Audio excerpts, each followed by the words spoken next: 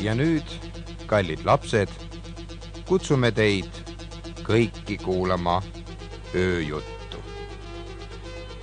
See jutt on pärit Mehhikost. Me oleme ta ära ostnud spetsiaalselt teile. Nüüd siis kuulake.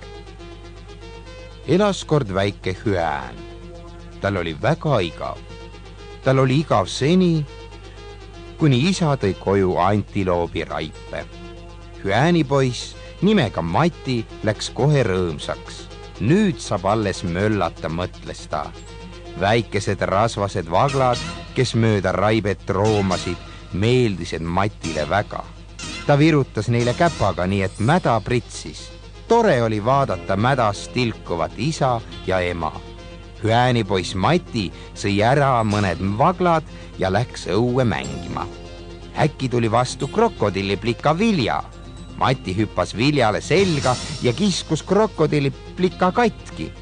Kus nüüd sai nalja, veri ja soolikate vahel möllates, ei pannud hüäänipoiss Mati tähelegi, kui ema teda tuppa magama kutsus. Lõpuks ta ikkagi kuulis ja läks koju. Koju jõudes jäi ta kohe magama. Unes nägi ta vakkalasid ja verd. Jää nüüd sinagi magama, kallis sõber. Head und!